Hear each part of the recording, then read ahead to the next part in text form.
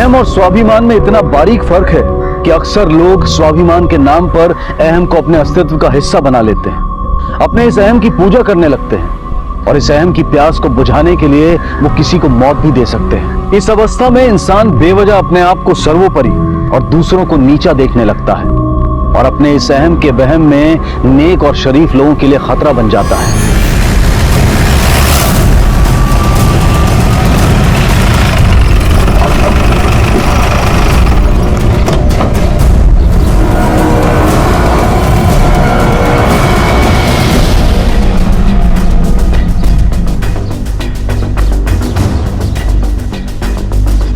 ये शायद सुसाइड नहीं मर्डर है, जिसको किसी ने खुदकुशी का रूप देने की कोशिश की है। ये देखो, गले पे एक नहीं 2 निशान है। देखते हैं पोस्टमार्टम रिपोर्ट में क्या आता है। सर, ये पर्स मिला।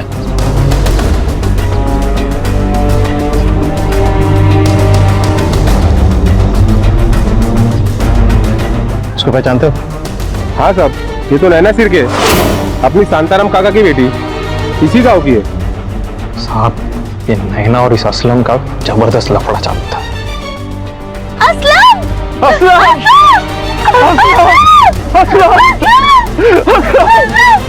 मार डाला? मैंने कहा था ना मार देंगे मेरे बच्चे को। मार डाला उन्होंने मेरे बच्चे को।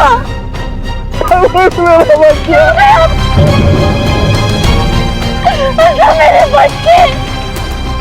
इनको किसने बताया होगा? सर, इन्हीं में से किसी आदमी ने बताया होगा। गांव इतना छोटा है कि हर आदमी एक दूसरे को जानता है। और ये वो लोग कौन है? सर, ये उधर वाले लोग हैं।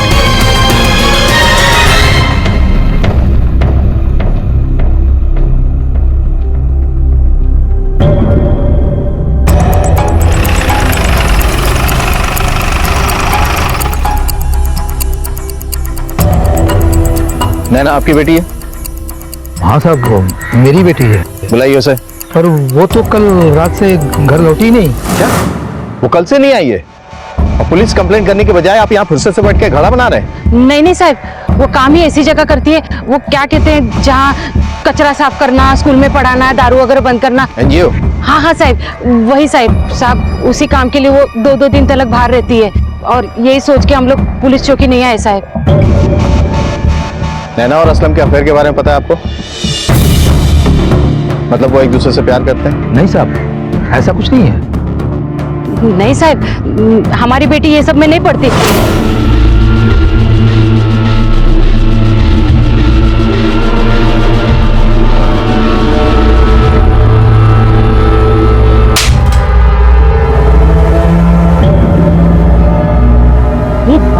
बार बार समझाया तुझे, तू दोस्त के अलावा कुछ नहीं बन सकता है मेरा। तो फिर ये सब तमाशा करके किसको दिखा रहा है? हाँ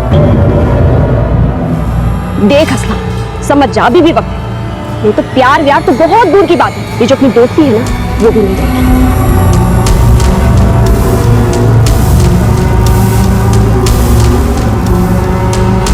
किसी ने आपको झूठ बोला होगा। और असलम की मौत की खबर है? हाँ साहब, वो बाजू वाले ने बताया हमको। उसकी मौत की खबर सुन के हमको बहुत बुरा लगा साहब। लेकिन साहब, ये सब में हमारी बेटी को मत फंसाइए साहब। ठीक है, लेकिन जैसे वो आती है हमें बताइए। कोई साहब? वारके, हमें पहले ये पता करना पड़ेगा कि असलम और नैना की लव स्टोरी है या असलम का एक तरफा प्यार है। और ये बात हमें नैना ही बता सकती। और ये भी पता करो वो कैंप गई थी या ये लोग झूठ बोल रहे हैं। एक पॉसिबिलिटी और है वारके, चूंकि असलम और नैना 2 समुदाय के थे, हो सकता है ये असलम की मौत इनकी लव स्टोरी का नहीं। सर, मैंने इंफॉर्मेशन निकालने के लिए खबरी को काम पे लगा दिया है। असलम नैना से एक तरफा प्यार करता था, लेकिन असलम और नैना के बीच में प्यार का कोई भी रिश्ता नहीं था। उन दोनों के बीच में कोई लव स्टोरी नहीं चल रही थी। तो फिर इस प्यार की झूठी अफवाह और सांप्रदायिक भेदभाव का षड्यंत्र रचने वाला दिमाग किसका था, जिसने इस षड्यंत्र की आड़ में छिपकर असलम का कत्ल कर दिया? पर इस कत्ल की वजह क्या थी और क्या वो मुजरिम नैना या असलम का अपना कोई करीबी रिश्तेदार था या फिर कोई पराया? अरे साहब, मैं कह रही हूँ ना, ये सब वो नैना के घर वालों का क्या धरा है। उसका बाप और उसका चाचा दोनों बच्चे की मोहब्बत के खिलाफ थे। ये उन्हीं की करतूत है। अल्लाह उन्हें कभी माफ नहीं करेगा। देखिए, आपको जो कुछ भी कहना है साफ साफ कहिए। हाँ तो साफ साफ ही कह रही हूँ, मैं किसी से डरती नहीं हूँ। वो रघु रावत का चाचा और वो उसका। अभी घड़े मुर्दे उखाड़ के क्या मिलने वाला है? मेरा बेटा असलम तो वापस आने वाला है नहीं। अभी आप मेहरबानी करके ये बता दीजिए कि उसकी बॉडी कब मिलेगी, ताकि हम उसके जनाजे की तैयारी कर ले साहब। जैसे फॉर्मेलिटीज पूरी हो जाएगी आपको बॉडी मिल जाएगी। सलाम।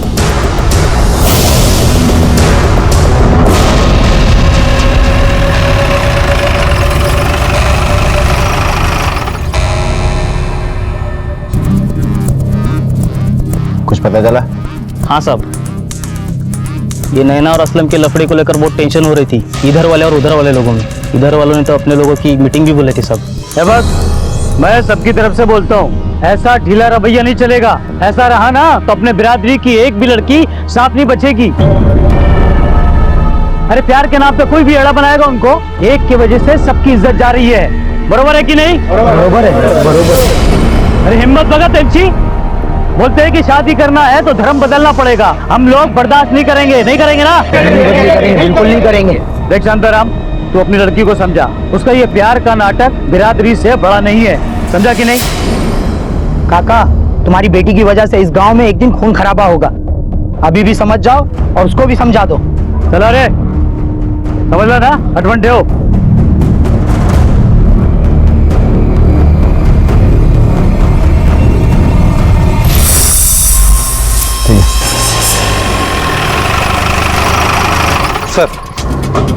सर हमने इंक्वायरी की तो पता चला कि बाजू के गांव में यानी राहुरी में एनजीओ का कैंप लगा है। नैना वहां गई या नहीं ये तो पता नहीं चला। जहां कैंप लगा है शायद वहां मोबाइल का नेटवर्क ना हो सकता है वहां के लोकल पुलिस स्टेशन से कंफर्म करो कि नैना वहां है या नहीं, क्योंकि नैना के बाप ने हमसे झूठ बोला था कि नैना और असलम के अफेयर के बारे में से कुछ भी नहीं पता। नैना और असलम के अफेयर के बारे में पता है आपको? नहीं साहब। और सर यहाँ तो असलम की मां ने रघुराम के ऊपर ही खून का इल्जाम डाल दिया। उसका बाप, रघु रावत का चाचा, दोनों बच्चे की मोहब्बत के खिलाफ थे। उसके बाप ने क्या बोला? कुछ नहीं, चुपचाप खड़ा था और जब बात बढ़ने लगी तो कहा कि असलम की बॉडी दे दो और मामला खत्म कर दो। वाकई कोई आम लव स्टोरी का मामला नहीं लग रहा है। दोनों परिवारों के बीच में जरूर कुछ ऐसा हुआ है जो ये हमसे छुपा रहे हैं। दो समुदाय के बीच की बात है, हमें बहुत होशियारी से काम करना पड़ेगा। एक काम करो, इस रघुराम पे नजर रखो और अगर जरूरत पड़े तो उठा लो उसको।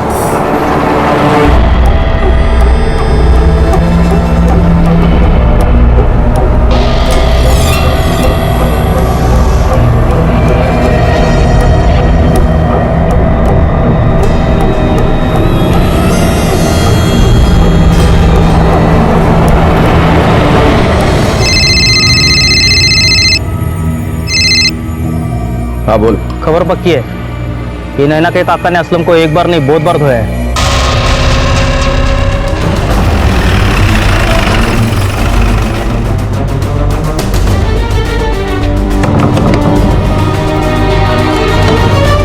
पुलिस? तुम्हें हमारे साथ पुलिस स्टेशन चलना पड़ेगा। अरे जाना कहाँ है? वो तो पुलिस स्टेशन जाके पता चलेगा। अरे ऐसे कैसे चलना पड़ेगा? निकला कहाँ है? तुझे पूछ नहीं रहा हूँ, बता रहा हूँ, चल। अरे सोड़ा वाला सोड़ा क्या साहब, वो असलम के लिए उठाया मेरे को? कोई बात नहीं, अच्छा हुआ मरा, वरना मैं काट डालता था उसको। अरे तेला दोनदा सांगितलं कि ऐसे कोई भी मेरे साइड की लड़की को भगा के नहीं ले जा सकता, परेशाना बनता था। अब मरा ना वो, तो साहब मैंने उस पर हाथ साफ किया तो खून करने का शक आया ना मेरे पे, तो फिर उसकी सौतेली माँ को भी इधर उठा के लाने का ना। अरे वो भी तो अपने भाई इलियास से खूब पिटवाई उसको। ये बोलते साहब कि वो लोग ही मारे उसको। ठीक है जाओ, लेकिन गांव से बाहर मत जाना। ठीक है। मार्के नजर रखो इस पे कि कितना सच बोल रहा है, ये तो नैना के मिलने के बाद ही पता चलेगा। फिलहाल हमें असलम के घर वालों से पूछताछ करनी चाहिए। चलो।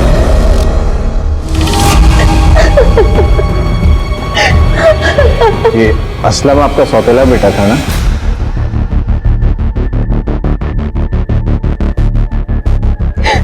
सौतेला तो क्या हुआ साहब, औलाद नहीं था क्या? माँ की छाती दर्द से फटी जा रही है और आप है कि अपने भाई इलियास से उसको क्यों पिटवाया था? कौन कान भर रहा है आपका? कौन कह रहा है ये सब? उसे मेरे सामने लाइए। एक तो मेरे बेटे को मार दिया और मुझ पर इल्जाम लगा रहे। अल्लाह उन्हें कभी माफ नहीं करेगा। उशित के तो केरे पर पड़ के मरेगा, सर चढ़ के मरेगा। साहब अब काहे को मेरे बच्चे की मिट्टी खराब करनी है? क्या मिलने वाला है इससे?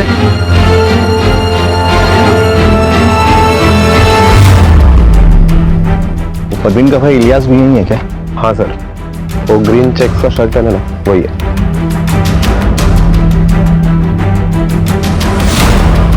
हाँ साहब, मैंने पीटा था उसको। नैना के चक्कर में? नहीं साहब, नैना के चक्कर में नहीं। तू अब ही निकल जा मेरी आपा के घर से, तेरी वहां कोई जरूरत नहीं है। क्या हो गया? दुल्हन के बदले दूल्हा लाने की तैयारी में है? दुल्हन के बदले दूल्हा? मतलब क्या है तेरा? अब अपने घर की इज्जत कैसे उछालूं साहब?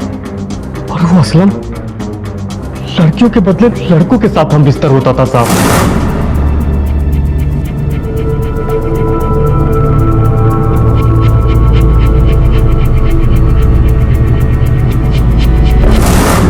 मैंने उसे बहुत समझाया साहब, पर वो नहीं माना और उस सुनील पाटिल के साथ अपना लफड़ा चालू रखा साहब। वो पाटिल भी अपने ही गांव का है साहब, लेकिन जब असलम नहीं माना तो मैंने उसे बहुत मारा साहब। लेकिन फिर भी साहब, अपने ही घर के बच्चे को कोई जान से मारता है क्या साहब? मैंने और आपा, हम दोनों ने कुछ नहीं किया है साहब। चल मान लिया तूने नहीं किया, तेरी आपा ने नहीं किया, तो फिर किसने किया पता? साहब जरूर उस नैना के साइड के लोगों ने ही मारा होगा साहब। मेरे को तो लगता है साहब ये कांड जरूर उस रघुराम ने ही किया होगा साहब। उसे नेता बनने का बहुत शौक था साहब। ठीक है, तू जा सकता है, लेकिन गांव से बाहर मत जाना। जी साहब। सर, राहुरी पोलीस स्टेशनवरून खबर मिळाली की नैना एनजीओच्या कॅम्पला पोहोचलीच नाही और जो लड़कियां कैंप गई थी वो लौटकर घर वापस पहुंच चुकी है। मतलब हो सकता है इन्हीं इधर वाले या उधर वालों ने नैना को कहीं छुपा रखा हो। वो काम ही ऐसी जगह करती है, कचरा साफ करना, स्कूल में पढ़ाना। एनजीओ? हाँ हाँ साहब, वही साहब। उसका बाप रघुराम, उसका चाचा, दोनों बच्चे की मोहब्बत के खिलाफ थे। ओके, नैना के मोबाइल की लास्ट लोकेशन और कॉल रिकॉर्ड्स मंगवा। Okay sir. और अगर इलियास की बयान में थोड़ी सी भी सच्चाई है, और वो असलम लड़कियों के बदले लड़कों के साथ हम बिस्तर होता था साहब। मैंने अपनी आंखों से देखा था साहब। हो सकता है कि सुनील ने ही असलम और नैना के रिश्ते से जलकर पहले असलम को मार दिया और उसके बाद नैना को गायब कर दिया। सुनील को उठाना इतना आसान नहीं है, वो गांव के सरपंच का लड़का है और उसके ऊपर तक पहुंच। ऊपर नीचे से कोई फर्क नहीं पड़ता, सुनील को उठाना है मतलब उठाना है। अरे छोड़ो मुझे, कहाँ लेके जा रहे हो? अरे छोड़ो मुझे, चल। जानते नहीं हो तुम लोग किस पे हाथ डाल रहे हो? हम सब जानते हैं, पर तुझे ये नहीं पता तू किसके हत्थे चढ़ा है। भलाई इसी में कि सच सच बता, क्योंकि तेरे और असलम के रिश्ते के बारे में पता है। कोई कुछ भी बोलेगा तो आप किसी को भी उठाओगे क्या? मेरा उसके साथ कोई लेना देना नहीं था, वो सिर्फ मेरा दोस्त था और उसका तो नैना के साथ लफड़ा था और नैना के घर वालों को असलम पसंद नहीं था। ये बात तो पूरे गांव वाले जानते हैं। चलिए बता, जब असलम की मौत हुई तू कहाँ था? मैं पास वाले गांव में राहुल में था अपने दोस्त लोग के साथ। बिना हमारे परमिशन के आसपास कहीं मत जाना, समझा? जा। मर के पता करो ये सुनील सच बोल रहा है या झूठ, क्योंकि ये जानकारी हमें नैना को ढूंढने में काफी मददगार साबित हो सकती है। Yes sir. और सर मुझे लगता है हमें नैना के कॉलेज के दोस्तों से भी पूछताछ करनी चाहिए, शायद हमें उनसे कुछ इन्फॉर्मेशन मिले। करेक्ट सर, ये असलम की पोस्टमार्टम रिपोर्ट।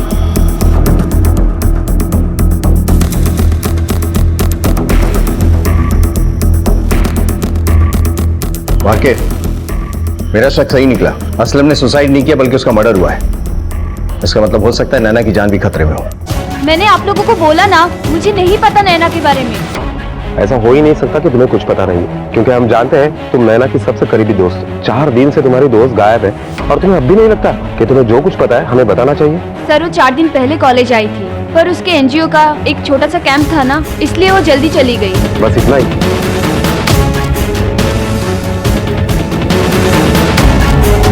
और तुम डर क्यों रही हो? हम हैं तुम्हारे साथ, जो भी पता है बता दो। सर, अगर उन लड़कों को पता चल गया कि मैंने आपको कुछ भी बताया है तो वो मुझे भी परेशान करेंगे। कौन लड़के? और तुम्हें भी? इसका मतलब क्या वो नैना को भी परेशान कर देते? जी सर। देखो, छुपाने से प्रॉब्लम और भी बड़ी हो सकती है, इसलिए बता दो, हम तुम्हारी मदद करेंगे। सर, कुछ दिन पहले सीनियर कॉलेज की 3 स्टूडेंट को नैना की वजह से कॉलेज से निकाल दिया गया था। तुम तीनों को कॉलेज की तरफ से रेस्ट्रिक्ट किया जाता है और दोबारा इस कॉलेज में एडमिशन नहीं मिलेगा, समझे?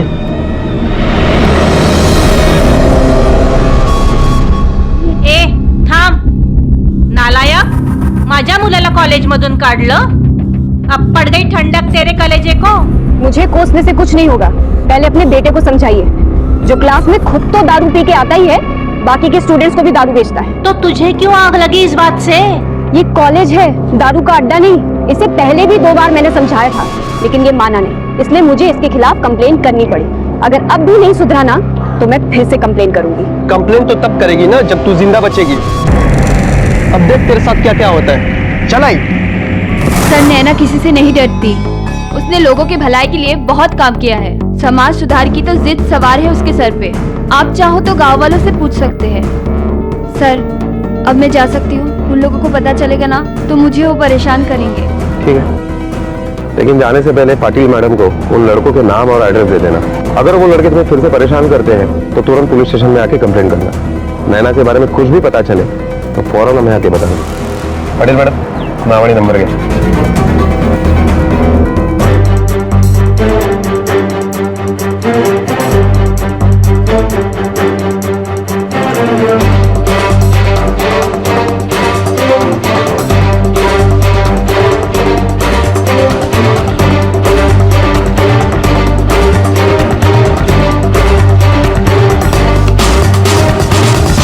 सर, पूछता से पता चला है कि नैना वाकई में एनजीओ के साथ मिलकर समाज सुधार का काम कर रही है। गांव से दारू गंदगी दूर करने की लगातार कोशिश कर रही है। अगर वो इतना सब कुछ कर रही है तो जाहिर सी बात है कि उसके कई सारे दुश्मन भी होंगे। उसके मोबाइल का लास्ट लोकेशन पता चला? यस सर, नैना के मोबाइल का लास्ट लोकेशन गांव के बाहर का दिखा रहा है। शायद बैटरी डाउन हो जाने की वजह से फोन स्विच ऑफ हुआ होगा। और एक बात सर, नैना के कॉल रिकॉर्ड से पता चला है कि असलम और नैना में काफी बातें हुआ करती थी। शायद उन दोनों में वाकई अफेयर रहा होगा। तब तो पॉसिबल है कि ये ऑनर किलिंग का मामला हो सकता है कि दोनों की ही तरफ से किसी ने अपनी बिरादरी का बदला लेने के लिए ऐसा किया हो। नैना के एनजीओ में पूछताछ करो, हो सकता है मैं वहां से कोई इंफॉर्मेशन मिले। ओके सर, नैना बहुत ही बहादुर लड़की है, किसी से नहीं डरती। और हमारे एनजीओ की तो जान है, वो गलत होता देखकर कहीं भी भिड़ जाती है। सर, वैसे तो हम काफी समस्याओं पर काम कर रहे हैं, पर गांव में शराबबंदी करवाना हमारा पहला एजेंडा था, और नैना ने तो इसके लिए गांव के ऑटो तक को अपने साथ कर लिया था। ये लो पैसे, और पूरे दारू की बोतलें उठा लो। पूरा का पूरा माल बिकना चाहिए, समझे? क्या बोलता हो? सारे बोतल तो हमेशा बेचने की कोशिश करते ही हैं। एक बंकस मत कर, माल उठा। और ध्यान रखना, पूरा माल बिकना चाहिए। चलेगा? चला चला चला चला। अरे पकड़ इसको, पकड़। करने के लिए बेचते हैं, दारू बेचते हैं।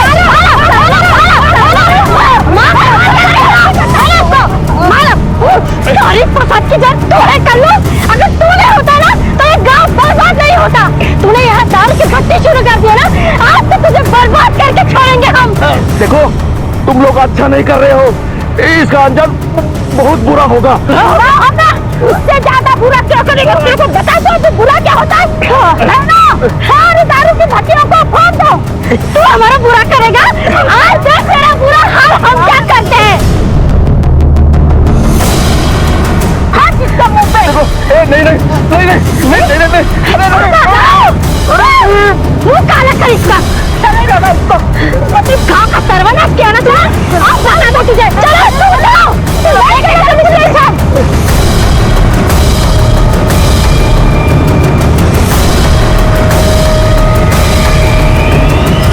सर, गांव में शराबबंदी करवाना मुश्किल नहीं था, पर असली प्रॉब्लम तो उसके बाद शुरू हुई। तेरे को क्या लगा गांव की औरतों को इकट्ठा करेगी, मेरे खिलाफ भड़काएगी और मुझे कुछ पता नहीं चलेगा? देख, मुझे कुछ फर्क नहीं पड़ता। तूने मेरा धंधा इस गांव में बंद किया है, लेकिन दूसरे गांव में मेरा धंधा जमेगा और अच्छी तरह जमेगा, और तू कुछ नहीं कर पाएगी। वो तेरा आशिक है ना असलम, वो मेरे धंधे पे रोज आता है। 2000 उधारी हो गई है उसकी उधारी तू देती है? अरे पैसे की बात नहीं कर रहा हूं मैं, कुछ और ही दे दे। हाथ दूर रखकर बात करना, वरना तोड़ दूंगी। मैं डरने वाली नहीं हूँ, समझा? मेरा गांव तेरे और तेरी दारू से खाली हो गया, मेरे लिए इतना ही काफी है। और अगर जरूरत पड़ी ना तो पुलिस में जाऊंगी और तुझे जेल भी भिजवाऊंगी, समझा? चलो। के बारे में कुछ भी पता चलता है या कुछ भी खबर मिलती है तो हमें आकर तुरंत बता देना। जी सर। आपकी छोटी सी मदद हमारे लिए बड़ी हो सकती है। Thank you sir. क्या हुआ? कुछ नहीं सर, बस ऐसे ही। वो लड़की हमसे बात करना चाहती थी लेकिन बाकी लोगों ने उसे रोक दिया। उसके पास जरूर कोई इंफॉर्मेशन है। पाटिल मैडम एक काम करो, आप उस लड़की का एड्रेस निकालो, हम उससे बात करेंगे। Okay sir. हो आई 2 मिनिटांनी येते।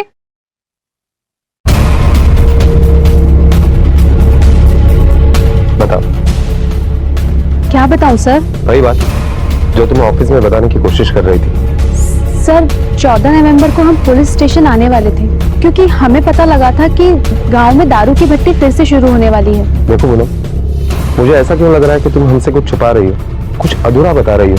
देखो, किसी भी अधूरी बात से हम सही नतीजे पर नहीं पहुंच पाएंगे और जिसका नुकसान नैना को ही होगा।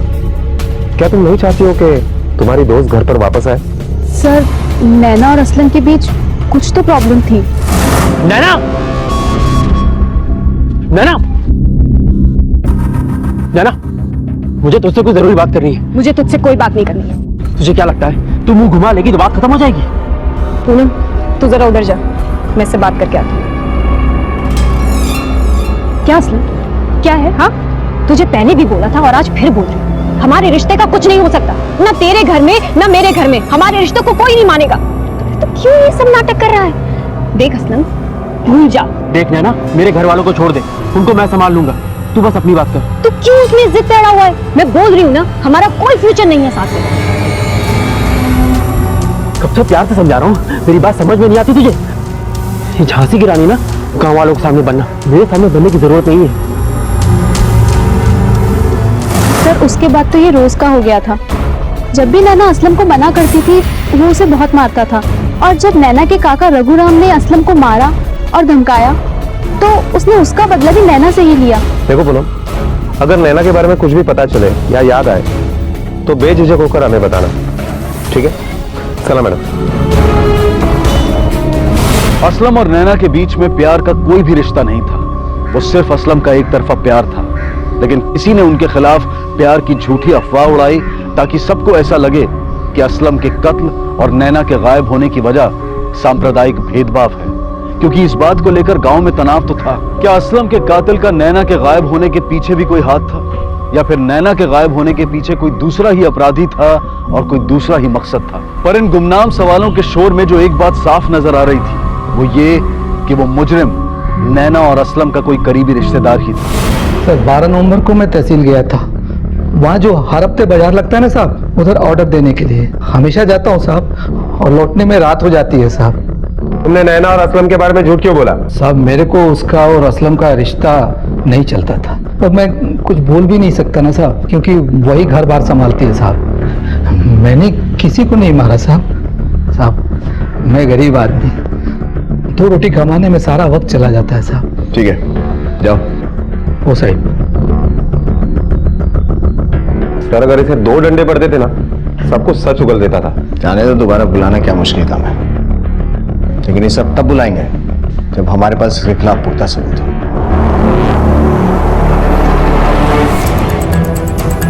या सर, या टिकट या आइए सर।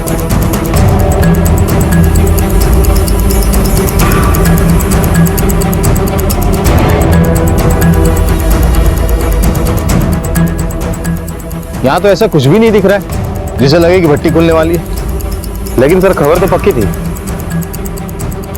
हो सकता है खुली हो, लेकिन जगह कोई और हो। एक काम करो, खबरी से पता करो कहाँ खुली है। सर ये देखिए, किसी लड़की का दुपट्टा मिला है।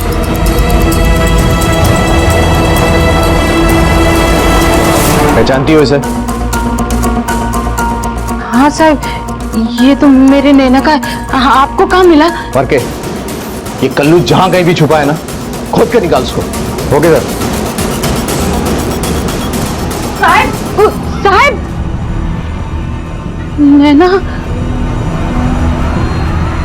नमस्ते साहब। नमस्ते, बोलो। याच गावात एक बेवडा रहता साहब सत्या मान, जो नैना को बहुत धमकी वमकी देता था। उसकी बीवी उन लोगों के साथ थी जिन्होंने नैना के कहने पे कल्लू की दारू की भट्टी तोड़ी और उसको पुलिस में दिया था साहब। इसकी बीवी को बहुत कुछ पता हो सकता है। कहाँ रहता है सत्या? मेरा खूब हिम्मत वाले होते साहब, उसी हिम्मत से तो हमने कल्लू की दारू की भट्टी तोड़ी।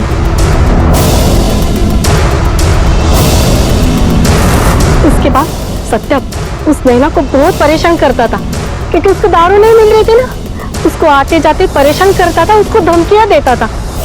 उस दिन तो साहब उससे झांसी की रानी कुठे चालली? किधर जा रही है तू? ये दारू कहाँ से मिली तुझे? हाँ, गांव में दारू तो आएगी। मैं क्या बोलता हूँ तेरे को, तू क्या के लिए दारू बंदी के पीछे पड़े लिए? जीने देना हमें। तू भी दारू दूर रह के बात कर। पी ले। बोली ना तुझे, दूर होके बात कर। अच्छा, तुझे क्या लगता है तू बात करने की चीज है? मैं तुझे अभी बताता हूँ कि तू क्या करने की चीज है, समझी? छोड़, अरे छोड़ रे। सत्या! चल, चल। क्या कर रहे थे बघूया तुम्हाला सगळ्याला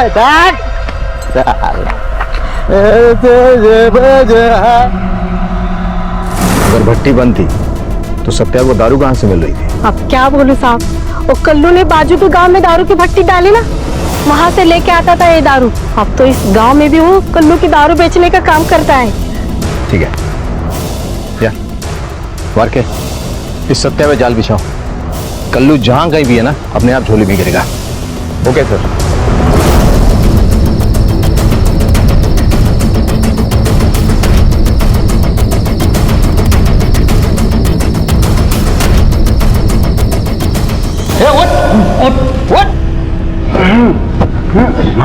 होश आ गया तुझे?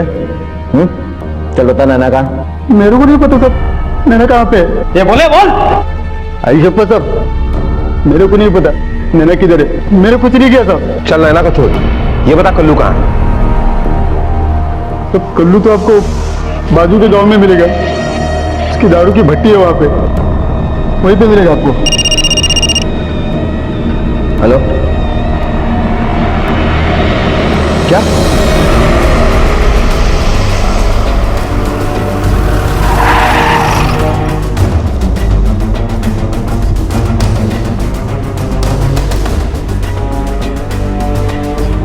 साहेब ही नैना आहे, शांताराम काकांची मुलगी।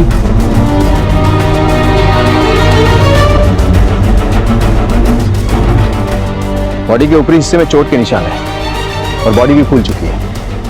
ये चोट के निशान और कपड़ों की हालत देख के लग रहा है कि इसने रजिस्ट किया अपने आप को मरने से पहले।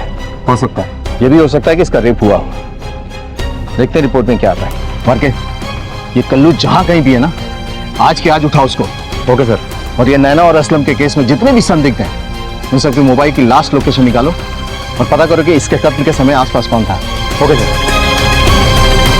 साहब मैंने कुछ भी नहीं किया साहब। कुछ नहीं किया ना? कुछ भी नहीं किया साहब। अगर तूने कुछ नहीं किया तो जिस जगह नैना की डेड बॉडी मिली वहां से 200 मीटर दूर तेरे मोबाइल का लोकेशन क्यों दिखा रहा है? साहब बाबा ने मेरे को खेत पे रुकने के लिए बोला था और खेत में पानी छोड़ने का मेरा ही नंबर था साहब, इसके लिए मैं वहां पे रुक गया और उधर ही सो गया साहब, वहां से कहीं नहीं गया साहब। इसको लेके जा जब तक ये सच नहीं बोलता है।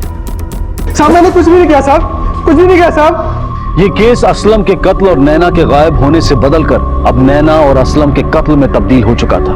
नैना के वापस लौटने की उम्मीद उसकी लाश के साथ दम तोड़ चुकी थी। कत्ल के कई मकसद सामने थे और कत्ल के कई संदिग्ध भी। असलम का परिवार, नैना का परिवार, वो लड़के जो नैना की वजह से कॉलेज से बाहर किए गए और दारू की भट्टी से जुड़े सत्या और कल्लू। आखिर वो कौन अपराधी था जिसने असलम और नैना की प्रेम कहानी की झूठी अफवाह फैलाई और जिसकी आड़ में वो छिपकर अपने निजी स्वार्थ के लिए कत्ल कर रहा था? उस मुजरिम को ऐसा क्या फायदा था कि उसे इस बात की भी फिक्र नहीं थी कि ये झूठी अफवाह और दो समुदाय के बच्चों का कत्ल सांप्रदायिक दंगे फैला सकता है, जिसमें पूरा का पूरा गांव झुलस सकता है, सैकड़ों जाने जा सकती हैं। अगर पुलिस ने इस केस को जल्द से जल्द नहीं सुलझाया, अगर समय रहते असली मुजरिम का पर्दाफाश नहीं किया गया, तो ये मामला बहुत खतरनाक मोड़ ले सकता है। तुझे क्या लगा तो दूसरे गांव में जाकर भट्टी डालेगा तो हम तुझे पकड़ नहीं पाएंगे? हाँ चल बोल, नैना को क्यों मारा? बोल। मानता हूँ साहब, मैंने उसको धमकी दी थी, लेकिन उसने भी मेरी भट्टी तोड़ी थी। पूरा 10,000 का नुकसान किया था साहब। 10,000 के लिए कोई भला किसी को क्यों मारेगा? वैसे भी दूसरे गांव में मेरा धंधा अच्छा चल रहा है साहब, तो काय को इस लफड़े में मैं पड़ूं और पैसे देने वाले की बेटी को क्यों मारूंगा साहब? अरे वही तो मेरा धंधा चलाता है साहब। पैसे देने वाला मतलब? साहब मैं दारू बनाता हूँ और उसके लिए पैसे लगते हैं साहब। जब जब मुझे जरूरत पड़ती है तो शांताराम मुझे ब्याज पर पैसे देता है साहब।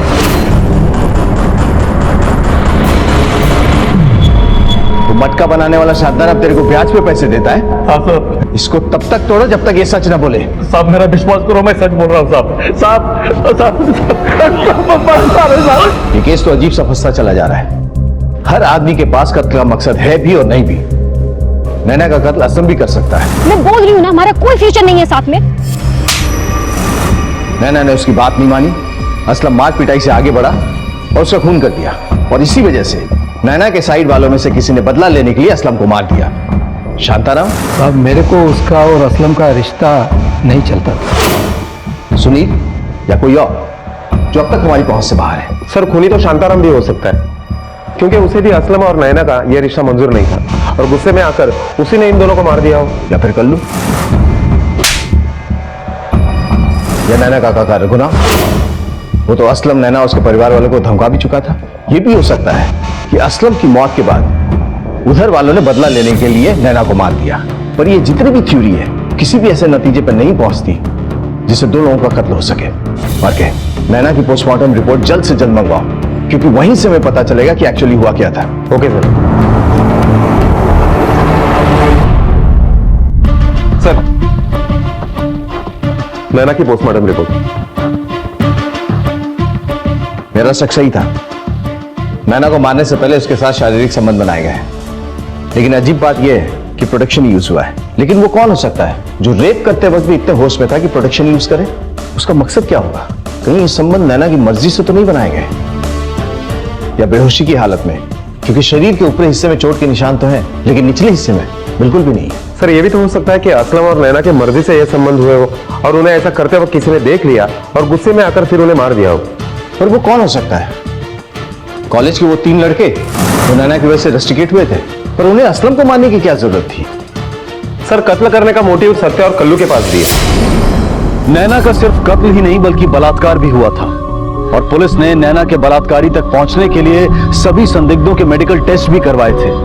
असलम भी बलात्कार का संदिग्ध था। कोर्ट की अनुमति और धार्मिक भावनाओं को ध्यान में रखते हुए असलम की बॉडी को भी कब्र से निकाला गया और टेस्ट किया गया, लेकिन पुलिस को यहां भी कोई सफलता नहीं मिल पाई। पुलिस फिर से एक बार बंद रास्ते पर जा पहुंची जहां से कोई रास्ता नजर नहीं आ रहा था, और तभी पुलिस को एक ऐसा क्लू मिला जिसने इस केस की सूरत ही बदल दी।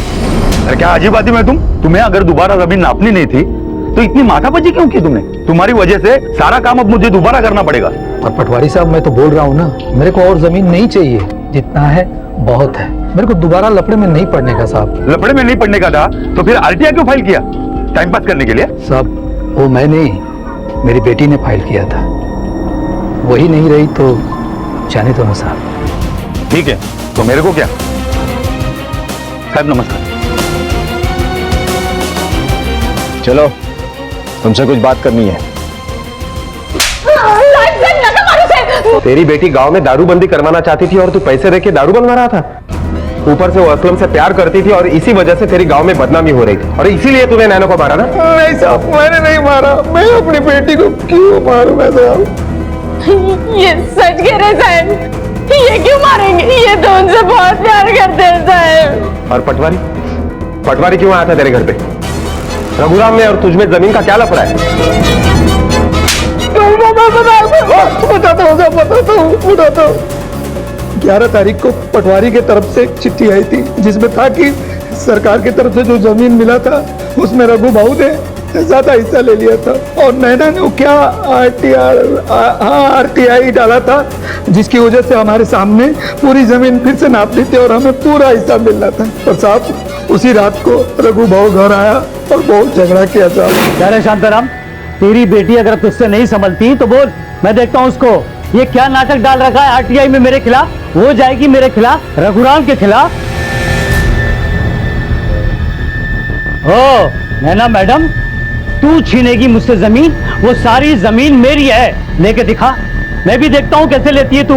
आपकी नहीं, अपनी जमीन हम वापस लेंगे, जो कि धोखे से आपने अपने कब्जे में कर ली है और जो हमारा हक है।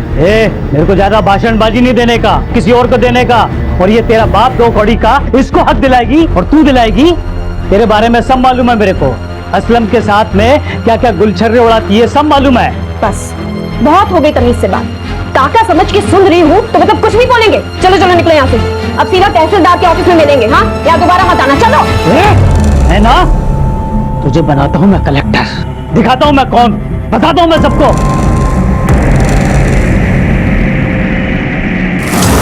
सर, शांताराम सच बोल रहा है। नैना को आरटीआई ऑफिस से जो जवाब आया था, ये उसकी कॉपी है। इसका मतलब हम सही जा रहे हैं। इस रघुराम को उठा लो, देखते हैं कौन सा तीसमार खां बन रही है। Okay sir.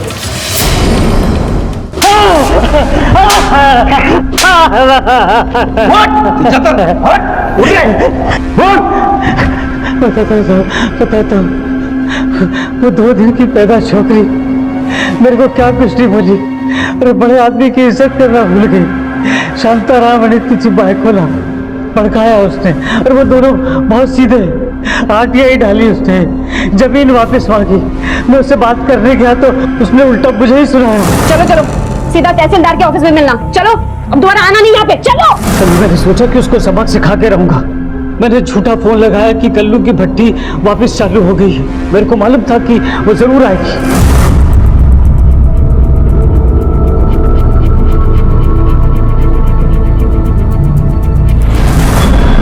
वो मर गई, मतलब उसकी लाश के साथ तूने बलात्कार किया, वो भी प्रोडक्शन के साथ। क्यों? वो इसलिए साहब कि जब मालूम पड़े तो सबका शक असलम पे जाए। जाली नंबर से असलम को फोन किया। मैंने उसको बोला कि तुम दोनों को भगाने में मैं मदद करूंगा, और इसलिए रात को असलम मेरी बताई जगह पे आ जाए, और असलम मान भी गया।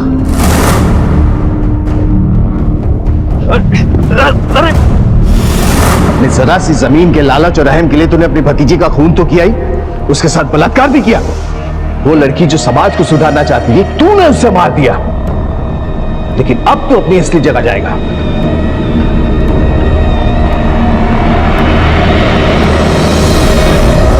कर भला तो हो भला जैसी कहावतें हमारे समाज में आज झूठी साबित हो रही हैं। क्यों हमारे समाज में रघुराम जैसे जीव बसते हैं, जिसने अपनी छोटी सी जमीन के लिए गुस्से में अपनी भतीजी नैना को मारा और उसका बलात्कार भी किया।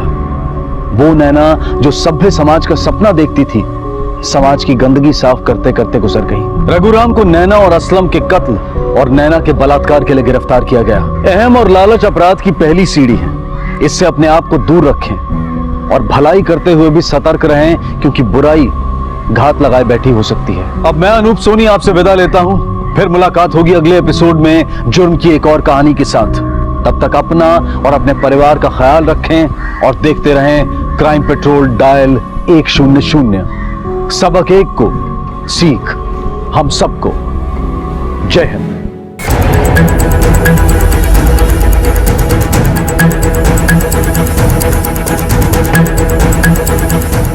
समझ नहीं आ रहा होगा आप लोगों को कि मैं क्या करने वाली हूँ, पर जो भी करूंगी अभी थोड़ी देर में आप सबके सामने आ जाएगा। लेकिन जो सामने नहीं आएगा वो है मेरा दर्द, तकलीफ, जिसे मैं झेल रही हूँ न जाने कब से।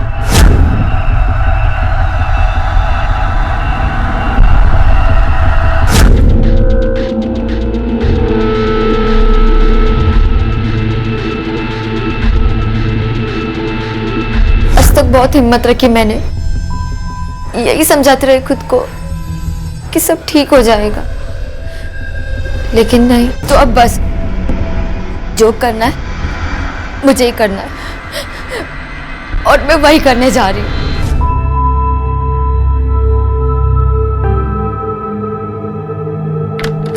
डैडी आएंगे तो आप उनको बोल देना। मम्मा!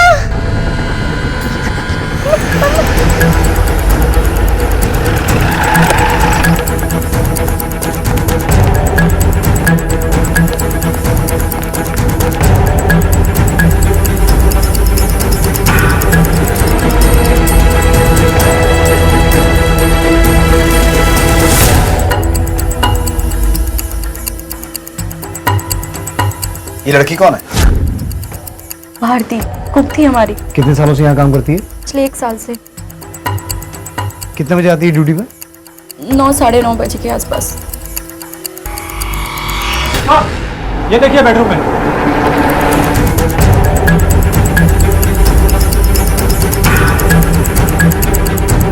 सर लड़के की जेब से ये पर्स और फोन मिला है, लेकिन पर्स में कोई आईडी नहीं है। इस लड़की का कोई फोन वगैरह? नहीं सर, शायद साइड केसेस थे, दोनों एक दूसरे से प्यार करते होंगे, कोई प्रॉब्लम हुई होगी तो शायद।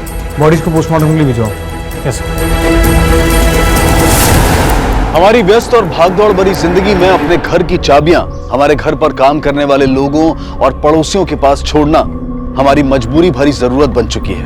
हम अपने घर से दूर होते हैं और हमारे पास ये जानने का कोई जरिया नहीं होता है कि हमारे घर पर क्या हो रहा है, क्या घट रहा है। एक फ्लैट के मालिक को अपने घर का दरवाजा खोलने पर 2 लाशें पंखे से लटकती हुई मिली, जिनमें से एक लाश थी उसी घर में कुक का काम करने वाली 19 वर्षीय भारती की, और दूसरी थी एक 17 वर्षीय युवक की, जिसके बारे में कोई नहीं जानता था कि वो कौन है। साहब, मेरी ड्यूटी 11 से 11 होती है। जिस समय भारती आई होगी उस समय दूसरा वॉचमैन था, रवि। कहाँ रहता है रवि?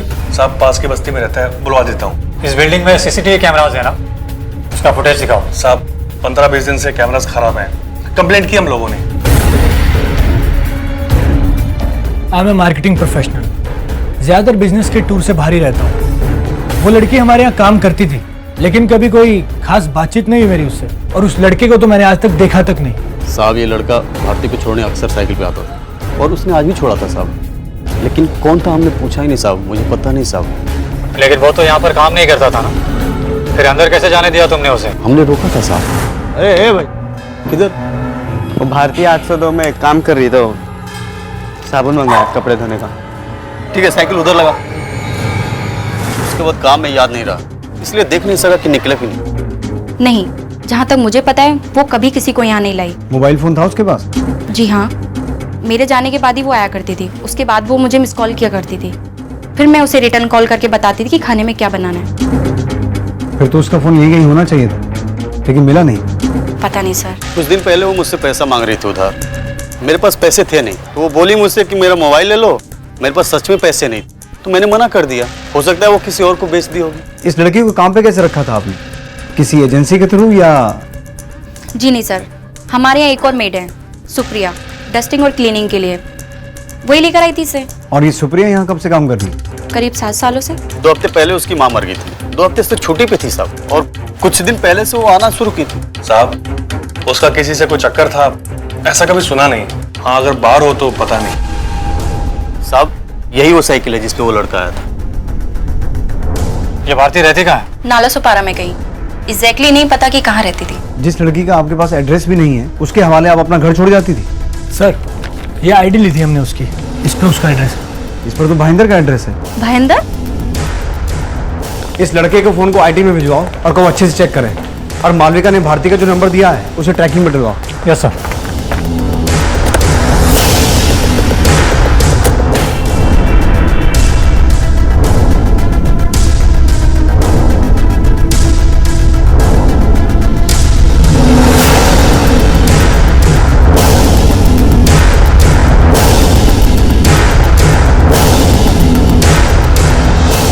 साहब, भारती यही रहती है? उसको तो कई साल हो गए यहाँ से छोड़ के चले गए। अभी कहाँ रहते हो? नाला सुपारा में। किधर तो रहते हैं उसके माँ बाप के साथ। इस लड़के को पहचानती हैं आप? ये तो भारती का भाई कुणाल है।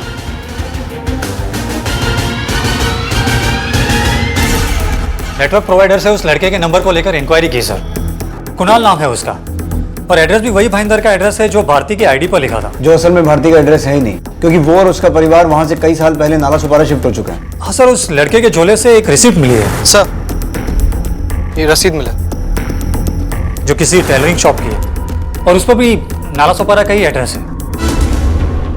भारती के पहचान पत्र पर उसके उस घर का पता था जिसे वो सालों पहले छोड़ चुकी थी। काम पर रखते वक्त मालविका ने उससे वो पहचान पत्र तो लिया था, लेकिन उस पर दर्ज वो जानकारी सही है या गलत, ये पता लगाना जरूरी नहीं समझा। अब पुलिस की मुश्किल ये थी कि वो उसकी मौत की सूचना उसके परिवार तक पहुंचाए तो कैसे, इस मामले की तहकीकात को आगे बढ़ाए तो किस तरह? जी साहब, मैं इन दोनों भाई बहनों को जानता हूँ। यहीं पास के चौल में रहते थे अपने बाप विशाल दा के साथ।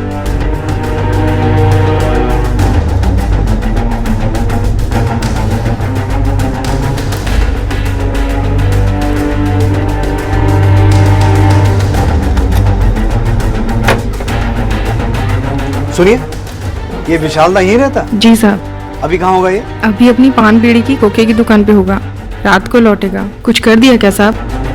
कि बेटे और बेटी की मौत हो गई, उसको इन्फॉर्म करना था। भारती और कुणाल, कुछ दिन पहले तो उसकी माँ का मर्डर किया किसी ने। माँ का मर्डर हुआ था? जी साहब। केलकर, विशाल दा को उसकी दुकान से बुला के ले और लोकल पुलिस स्टेशन से पता करो कि भारती की माँ के मर्डर का क्या मामला है। Yes sir. 19 दिन पहले इन्फॉर्मेशन मिलने के बाद जब हम क्राइम सीन पर पहुंचे तो लगा कि मामला लूट का है, लेकिन घर वालों का कहना है कि घर से कुछ भी मिसिंग नहीं हुआ है। इनफैक्ट घर में कुछ ऐसा था ही नहीं जिसे लूटा जा सकता। तो कोई सस्पेक्ट? हाँ, हमें उसके पति विशाल दा पर शक है, क्योंकि उसने अपने बयान में कहा था कि कत्ल के वक्त वो अपनी दुकान पर था, लेकिन उसके फोन की लोकेशन उसके घर की थी। लेकिन उसका ये भी कहना है कि वो अपना फोन घर पे भूल गया था। वो बहुत बड़ा बेवड़ा है, वो अपने बीवी बच्चों को पीकर बहुत मारता था। जिस दिन झगड़ा हुआ उसके अगले दिन ही विंदा की लाश मिली, लेकिन उसका बाप बेवड़ा अभी भी पी पी के बुरा हाल करता, नहीं सुधरा अभी भी। क्या रे, बहुत फिक्र है तेरे को मेरी सुधरने की? चल चल अभी निकल यहाँ से, चल। कोई काम धंधा रहता नहीं। जाओ जाओ। ये हवलदार लोग बोल रहे थे कि वो मेरा छोकरा छोकरी के वास्ते बुलाए मेरे को। कोई कांड किया क्या वो लोग? कुछ किया है तो लेके जाओ साहब। ये मामले में आप पूरा कानून के साथ है। वो दोनों अभी दुनिया में नहीं है, मर चुके हैं।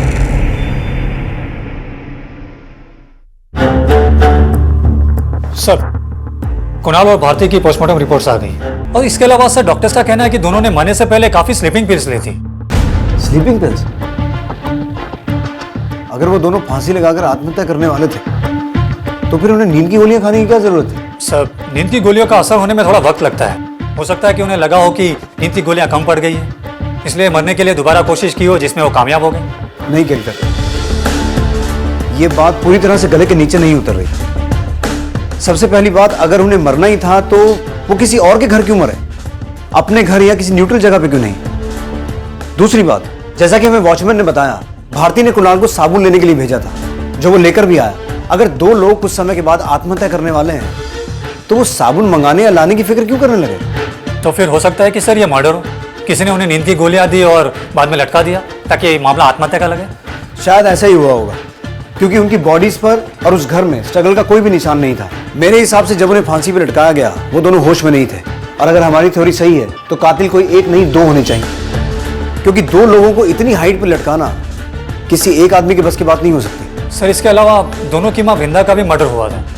हो सकता है कि इन दोनों में कुछ कनेक्शन हो। बिल्कुल हो सकता है, और इस कनेक्शन को ढूंढने के लिए हमें डिटेल्स चाहिए होंगे।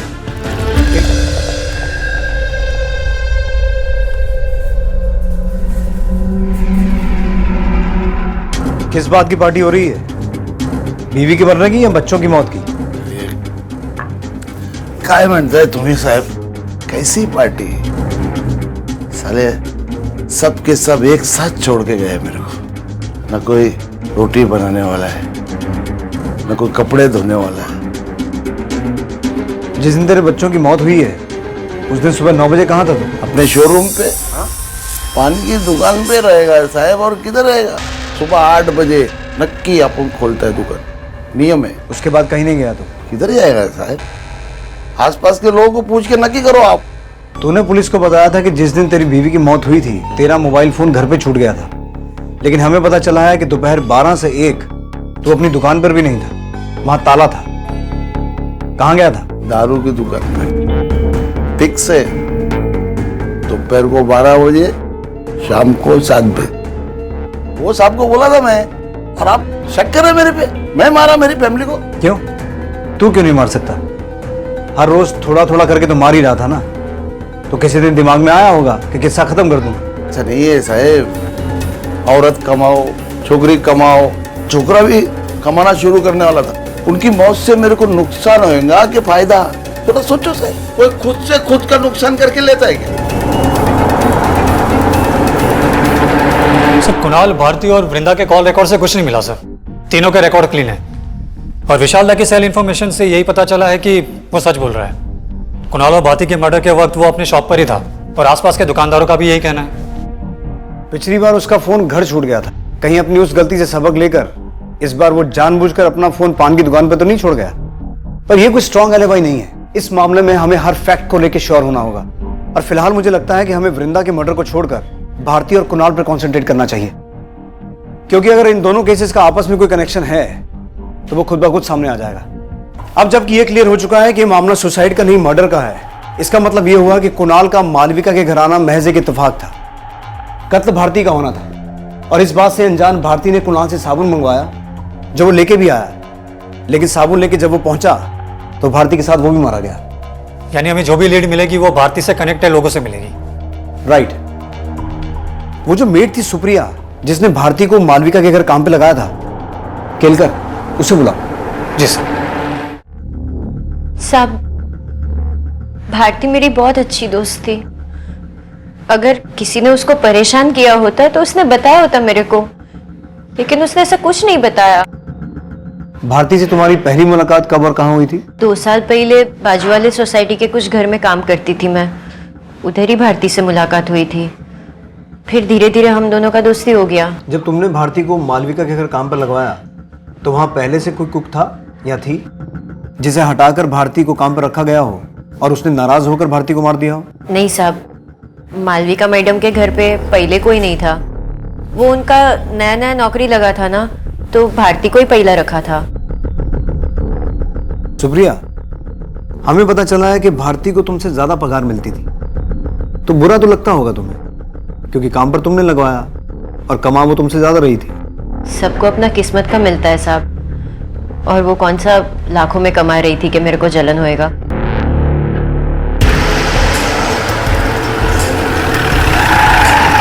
क्या भारती का कभी किसी से कोई झगड़ा हुआ हो, किसी और काम वाली से या फिर बिल्डिंग में किसी और से? नहीं साहब, कभी किसी से कोई झगड़ा नहीं हुआ उसका। सर, बिल्डिंग के किसी और मेड या गार्ड के पास इन कत्लों का कोई मोटिव दिखाई नहीं देता। मुझे लगता है हमें उन दूसरे घरों में भी बात करनी चाहिए जहां भारती काम किया करती थी। हो सकता है कोई क्लू मिले। वो सिर्फ एक मेड थी सर, और अपने काम से काम रखती थी, ज्यादा छुट्टियां भी नहीं लेती थी। दूसरी मेड्स की तरह इधर की बातें उधर करना उसकी आदत नहीं थी। बस उसकी एक ही प्रॉब्लम थी, जब देखो एडवांस मांगती थी। एडवांस? जी हाँ सर, मेरे यहाँ भी 2 महीने की सैलरी उसके ऊपर एडवांस चल रही थी, और पिछले ही महीने उसने मुझसे 1 लाख रुपए मांगे थे। 1 लाख? जी हाँ, मुझे भी ये बात थोड़ी सी अजीब लगी थी, इसीलिए मैंने उसको मना कर दिया था। जी हाँ, हमने कुछ एडवांस दिया था उसको, लेकिन उसके बाद उसकी हिम्मत इतनी बढ़ गई कि इनसे 1 लाख रुपए मांग बैठी। तो फिर आपने दिए उसे ये पैसे? No sir. तो उसने आपको बताया कि उसे इतनी बड़ी रकम क्यों चाहिए थी? No idea sir. जब देखो वो पैसे के लिए बहुत डेस्परेट रहती थी, शायद कोई इमरजेंसी हो। ये आपके हाथ पे क्या हुआ? वो वॉशरूम में स्लिप हो गई थी तो नल लग गया। आप स्लीपिंग पिल्स का इस्तेमाल करती हैं? जी पहले करती थी, अब नहीं करती। मतलब अभी आपके घर में स्लीपिंग पिल्स नहीं? जी है ना। मैं देख सकता हूँ? बिल्कुल, अभी ले।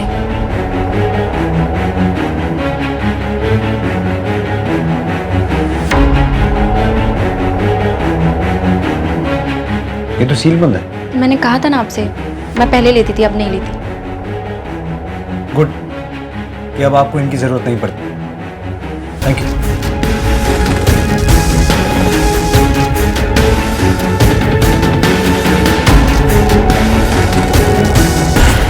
सर, हो सकता है कि कातिल अपने साथ वो स्लीपिंग पिल्स पहले से ही लाए हो कहीं और से। केलकर, हम किसी को क्लीन चिट देने में इतनी जल्दबाजी नहीं कर सकते। मुझे लगता है मालविका जरूर हमसे कुछ छुपा रही है। मैं ये नहीं कह रहा हूँ कि कत्ल उसी ने किया है, पर हो भी सकता है। स्लीपिंग पिल्स की बॉटल का सील बंद होना कोई बहुत बड़ी बात नहीं है। बॉटल नहीं भी खरीदी जा सकती। लेकिन सर, अगर मान भी लिया जाए कि कत्ल मालविका ने किया है, लेकिन उसके पीछे उसका क्या मोटिव हो सकता है? वही तो पता लगाना है। साहब, नितेश साहब महीने में कम से 20 दिन बाहर रहते हैं साहब। मालविका मैडम इधर रहती है साहब। कुछ साल पहले साहब उनके ड्राइवर के साथ चक्कर चालू हो गया, और ये नितेश जी को पता चला साहब। नितेश जी ने ड्राइवर का हाथ तोड़ दिया। ड्राइवर अब किसी काम का नहीं है साहब, बस वो दुकान पे पड़े रहता है साहब। सर, हो सकता है कि हिस्ट्री ने एक बार फिर से खुद को रिपीट किया हो। मतलब? सर, उस ड्राइवर की तरह मालविका का कुणाल से भी अफेयर हो गया हो, जिसका पता नीलेश को चला और उसने उसको गुस्से में मार डाला। कुणाल का तो उस बिल्डिंग में आना जाना होता ही नहीं था, तो अफेयर कैसे होगा? और कुणाल के कॉल रिकॉर्ड्स में मालविका से बातचीत का कोई जिक्र नहीं है। ये हो सकता है कि मालविका का अफेयर किसी और से चल रहा हो और भारती को ये बात पता चल गई हो। अब भारती को पैसों की जरूरत तो थी, हो सकता है उसने मालविका को ब्लैकमेल करके उससे पैसे ऐंठने की कोशिश की हो और मालविका और उसके प्रेमी ने भारती को अपने रास्ते से हटा दिया हो। पर मालविका का अफेयर किससे होगा? अगर मालविका का कोई प्रेमी है तो उसका नंबर उसकी कॉल लिस्ट में जरूर होगा। गुड, पता लगा। Yes sir. मालविका की कॉल हिस्ट्री सर, इसमें एक नंबर है ये वाला, इस पे काफ़ी बातें होती है। और सर हैरान की बात यह है कि जब जब नितेश घर पे होता है तब इस कॉल की फ्रीक्वेंसी कम हो जाती है और उसके जाते ही सडनली बढ़ जाती है। काफ़ी लेट नाइट कॉल्स भी है सर, कुछ कॉल तो 2-2 घंटे की है। पता चला किसका नंबर है? हाँ सर, मालविका के पड़ोसी हेमंत तोशनीवाल का है सर। तो फिर देर किस बात की है? बुलाओ मैडम को और साथ में नितेश और हेमंत को भी। आप इतना बेहुदा और घटिया इल्जाम कैसे लगा सकते हैं मुझ पर? हेमंत जी हमारे पड़ोसी हैं और वो भी मैरिड हैं और मैं भी। तो आपके कॉल डिटेल्स में जो लेट नाइट 2-2 घंटे की कॉल्स दिखाई दे रही हैं, उस दौरान शायद आप एक दूसरे को सिलाई बुनाई या कुकिंग के टिप्स देते होंगे। कौन सी कॉल सर? आप क्या कह रहे हैं? क्यों हमारी एनर्जी वेस्ट करवाना चाहते हो? जो सच है वो मान क्यों नहीं लेते? नितेश बिल्कुल भी अच्छे पति नहीं है। सर, आप मुझसे इस चोट के बारे में पूछ रहे थे ना? ये चोट मुझे नितेश ने दी है, इसीलिए प्यार की तलाश में मैं मानती हूँ सर कि मेरे और हेमंत के बीच में अफेयर है, लेकिन हमने किसी का मर्डर नहीं किया सर। आप यकीन कीजिए मेरे। गुस्सा आ रहा है तो दिखा, ऐसे उदास होकर दिल टूटने का नाटक मत कर। जो आदमी अपनी बीवी को बेरहमी से मार सकता है, मार मार के अपने ड्राइवर का हाथ तोड़ सकता है, वो खून भी कर सकता है। चल बोल, भारती और कुणाल को क्यों मारा? सर, मेरे पास कोई वजह भी तो होनी चाहिए ना खून करने के लिए, जबकि मैं तो उस दिन शहर में भी नहीं था जब भी मर्डर हुए। आप चाहे तो एयरपोर्ट की सीसीटीवी फुटेज भी देख सकते हैं। 9 o'clock तो मेरी फ्लाइट लैंड हुई थी। उसके बाद लगभग आधा घंटा मुझे टर्मिनल से बाहर निकलते हुए लग गया, फिर मैं सीधा ऑफिस चला गया। उसके बाद जब मालविका का फोन मेरे पास आया तब मुझे उसने बताया कि क्या हुआ। उसके बाद मैं घर पहुंचा। नीलेश का रवैया अपनी पत्नी मालविका के प्रति सही नहीं था। वो उस पर हाथ उठाता था, उसे मारता था, लेकिन मालविका ने उसका विरोध करने की बजाय उसके इस बर्ताव को सहते हुए अपनी खुशियों को कहीं और ढूंढने का फैसला लिया, जो कि गलत था। तो अब सवाल यह था कि क्या कुणाल और भारती ने खुद कोई गलती की थी या वो मासूम थे और उन दोनों को इन लोगों की गलतियों का खामियाजा भुगतना पड़ा था। सर, मालविका, निशांत और हेमंत के फोन की लोकेशन चेक की, लेकिन इनमें से कोई भी कत्ल के वक्त मौका वारदात पे मौजूद नहीं था। और एक्सक्यूज मी सर, हाँ बाबा, कब? ठीक है सर, आईटी डिपार्टमेंट से फोन था। अभी थोड़ी देर पहले आदर्श नगर मार्केट में भारती का फोन स्विच ऑन हुआ है। Let's go. करीब 30-32 साल का आदमी रहा होगा साहब। अभी करीब 1 घंटे पहले ही मोबाइल बेच के गया। सर, इसमें से तो पूरा डेटा ही डिलीट कर दिया है। आपकी दुकान में सीसीटीवी है? जी सर। फुटेज दिखाइए।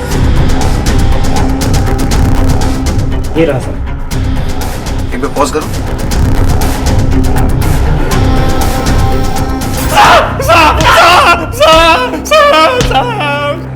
मैं सच्ची बोलता हूँ साहब, मैंने उन दोनों को नहीं मारा, सच्ची में साहब। तो भारती का फोन तेरे पास कैसे आया? वो मैंने चोरी किया था साहब। मैं भी सच्ची बोलता हूँ साहब, मैंने उन दोनों को नहीं मारा साहब। ये जो कह रहा है वो सच हो भी सकता है और नहीं भी, पर झूठ बोलने के चांसेस ज्यादा बनते हैं। क्यों सर? केलकर, उस फोन की कीमत कितनी होगी? 1000 रुपए, ज्यादा से ज्यादा 1500 रुपए। अब इतनी मामूली रकम के लिए कोई क्राइम सीन से एविडेंस मिटाने जैसा सीरियस क्राइम कैसे कर सकता है? इसका कोई ना कोई कनेक्शन तो है, या तो भारती से या फिर कुणाल से। आओ। मैंने उन दोनों को कभी आपस में बात करते नहीं देखा, लेकिन अगर कुछ हो भी तो क्या कहा जा सकता है? क्या बोलते तुम्ही साहब? विनोद और भारती के बीच में चक्कर कैसे हो सकता है साहब? क्यों नहीं हो सकता? क्योंकि साहब वो विनोद मेरे से प्यार करता है साहब, बहुत पहले से। फिर तो हो सकता है सुप्रिया की भारती का कत्ल तुम ही ने किया हो। हाय साहब, भारती मेरी बहन जैसी थी, कोई अपनी बहन को मार सकता है क्या? हो सकता है तुम्हारे विनोद का ज्यादा इंटरेस्ट तुम्हारी बहन में हो गया हो और फिर गुस्से में आकर तुमने। नहीं साहब, मैंने कभी भी भारती को उस नजर से नहीं देखा। मैं सुप्रिया से प्यार करता हूँ, सच्चा प्यार। चलो भारती से प्यार ना सही, और ये भी तो हो सकता है कि विनोद की कुणाल से कोई दुश्मनी हो। साहब मैंने तो कभी भी उससे बात तक नहीं की, तो दुश्मनी कैसी? साहब एक छोटी सी गलती के चक्कर में मुझे इतना मत रगड़ो साहब, मैंने कुछ नहीं किया। क्या साहब, हम लोग गरीब है, इस वास्ते आप हमारे पीछे पड़े हो ना साहब। और जिन पैसे वालों के पीछे आपको पड़ना चाहिए उनकी तरफ तो आप देख भी नहीं रही साहब। मतलब किसकी तरफ देखना चाहिए हम? अगर तुम्हें लगता है कि कोई है जो हमारी नजरों से छूट रहा है तो बोलो। सब वो ऋषि साहब, मैं उनके घर पर काम करती हूँ साहब, उन्हीं के पैसे से मेरा चूल्हा जलता है, इससे जास्ती मैं कुछ नहीं बोल सकती साहब। सर मैंने भारती के कॉल रिकॉर्ड्स फिर से चेक किए, उसकी बातचीत ऋषि की पत्नी प्रीथा से उतनी नहीं होती थी जितनी की ऋषि से होती थी। तो इतनी बड़ी बात पहले हमारी नजर में क्यों नहीं आई? सर प्रीथा और ऋषि के दोनों के ही नंबर प्रीथा के नाम पर ही रजिस्टर है, इसलिए हमें लगा कि उसकी बातचीत प्रीथा से होती होगी, लेकिन अब पता चला कि उसमें से एक नंबर तो ऋषि के पास रहता है। Late night calls? No sir. Kelkar, तुम्हें याद है जब हमने ऋषि से भारती को एडवांस देने की बात पूछी थी तो उसने हमें ये नहीं बताया था कि भारती ने उससे भी 1 लाख रुपए मांगे थे, बल्कि उसकी वाइफ ने हमें ये बात बताई थी। उसकी हिम्मत इतनी बढ़ गई कि इनसे 1 लाख रुपए मांग बैठी। और ये बात ऋषि को पसंद नहीं आई। राइट, तो कहीं ऐसा तो नहीं कि ऋषि ने ही भारती को 1 लाख रुपए दिए हों और ये बात वो हमसे छुपा रहा हो भी सकता है सर। अगर ऐसा है केलकर, तो इसके पीछे कोई ठोस और बड़ी वजह होनी चाहिए, वरना कोई अपनी मेड को इतनी बड़ी रकम क्यों देगा?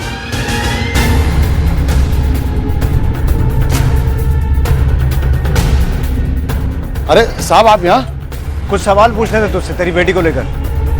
तेरी बेटी का किसी के साथ कोई अफेयर था? नहीं साहब, वो ऐसी छोकरी नहीं थी, घर से काम, काम से घर, बस। अगर करना भी चाहती साहब तो खत किधर था उसके पास, साथ घर का काम करके ये सब करने का। साथ घर का? लेकिन हमें तो पता चला कि वो 3 ही घरों में काम करती थी। 21,000 रुपए लाती है साहब महीने का। 3,000 के हिसाब से 7 घर के जो है ना साहब। कब से आ रहे थे ये 21,000 रुपए? गए 2 महीने से। अजीब बात है सर, ठीक 2 महीने पहले भारती ने इन 3 घरों को छोड़कर बाकी सभी घरों से काम छोड़ दिए थे, उसके बाद भी उसकी इनकम कम होने की बजाय बढ़ गई। इसका मतलब है कोई तो था जो उसे ये एक्स्ट्रा पैसे दे रहा था, और जाहिर सी बात है कि ये एक्स्ट्रा पैसे उसे सिर्फ कुकिंग के लिए तो नहीं मिल रहे थे। ऋषि, केलकर, ऋषि से बात करने का वक्त आ चुका है। हमें शक था कि भारती का किसी के साथ अफेयर चल रहा था, इसलिए हमने आपसे पूछा भी था, लेकिन उस वक्त आपने हमें बताया नहीं कि वो विनोद नहीं बल्कि आप हैं। क्या बोल रहे हैं आप? आपकी वाइफ सुबह जॉब पे जाती हैं और उनके जाने के बाद भारती यहाँ काम करने आती थी। तो मेरी वाइफ के जाने के बाद जो मेरे घर पे आएगा सबसे मेरा अफेयर होगा? नहीं, सिर्फ भारती। आप अपने बैंक से महीने के हर पहले हफ्ते में 18,000 रुपए निकालते हैं। जी हाँ, 3,000 सुप्रिया और भारती के लिए और बाकी अपने घर खर्च के लिए। लेकिन भारती के कत्ल से जस्ट पहले आपने अपने अकाउंट से 1 लाख रुपए निकाले थे, किस लिए? जी वो मेरे एक दोस्त को जरूरत थी, उसके लिए निकाले थे। लेकिन नॉर्मली इतना बड़ा अमाउंट लोग ऑनलाइन ट्रांसफर करना प्रेफर करते हैं, सेफ्टी भी रहती है, कन्वीनियंस भी रहती है, लेकिन आपने अपने दोस्त को कैश दिया, क्यों? क्योंकि आपकी उस दोस्त का बैंक में अकाउंट था ही नहीं मिस्टर ऋषि। मेरे को नहीं मालूम वो सबसे लाख रुपए काय को मांग रही थी। आई चप्पल। उसका कोई बैंक अकाउंट था? साहब उसके बाप का अकाउंट नहीं है तो उसका कहां से रहेगा? देखिए सर, मैं मानता हूं कि मैंने भारती को 1 लाख रुपए दिए थे, लेकिन मैं उसकी मदद करना चाहता था। अब किसी की मदद करना कोई क्राइम तो नहीं है ना? इन बेफिजूल बातों में टाइम वेस्ट करने से अच्छा है हम सीधा पॉइंट पर आए। भारती के पोस्टमार्टम रिपोर्ट से यह पता चला है कि कत्ल के वक्त वो प्रेग्नेंट थी। एक छोटा सा डीएनए टेस्ट होगा और उससे ये इजीली साबित हो जाएगा कि उसे प्रेग्नेंट करने वाले तुम थे। अब अपना जुर्म कबूल करोगे या मैं कोर्ट से ऑर्डर लाकर तुम्हें घसीटता हुआ सरकारी हॉस्पिटल लेके चलूं? देखिए सर, मैं मानता हूं कि मेरा उससे अफेयर था, लेकिन मैंने उसका कत्ल नहीं किया। मैं तो उसकी मदद के लिए उसे हर महीने 15,000 रुपए दिया करता था। मैंने तो उसे 1 लाख रुपए भी दिए थे। मैं उसे क्यों मारूंगा सर?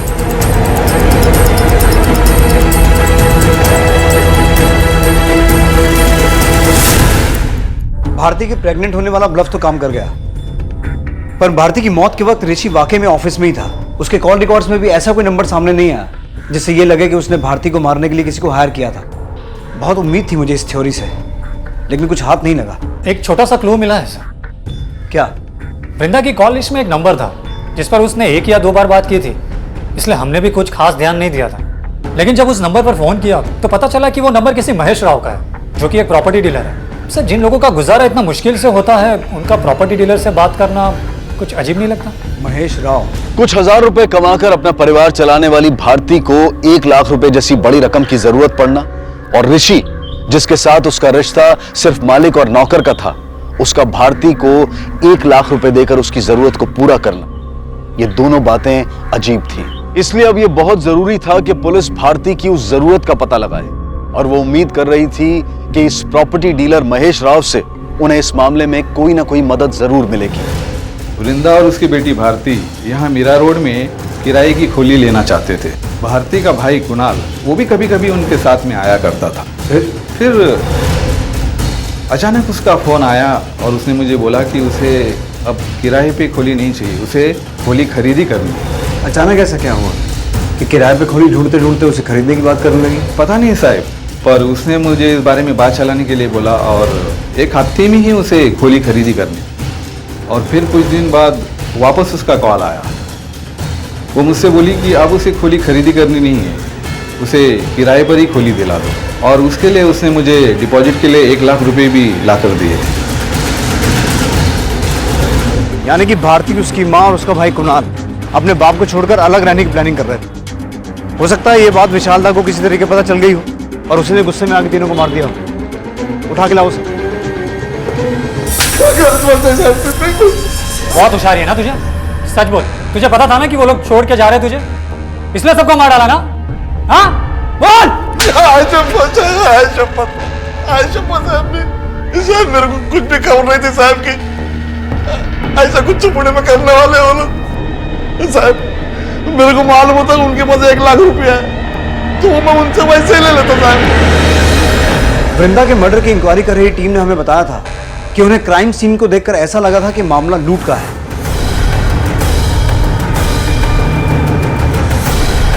इसका मतलब जिसने भी वृंदा को मारा वो गया तो लूट के इरादे से था, लेकिन उसे वहां कुछ मिला नहीं क्योंकि भारती पहले ही सारा पैसा महेश को दे चुकी थी खोली के लिए। अब अगर ये विशाल दा नहीं है तो कौन है?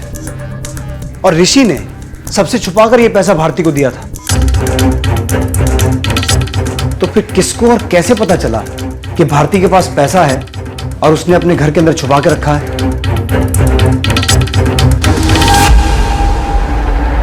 बोलो। सब मेरे को नहीं पता आप क्या बोल रहे हो। मेरे को कैसे मालूम होगा कि भारती के पास इतने पैसे कैसे आए? ठीक वैसे ही जैसे तुम्हें भारती और ऋषि के बीच के रिश्ते के बारे में पता था। उन दोनों के रिश्ते के बारे में मेरे को धोखे से पता चल गया। कोई जासूसी नहीं की थी। उस दिन मैं काम पर गई थी तो दरवाजा खुला था।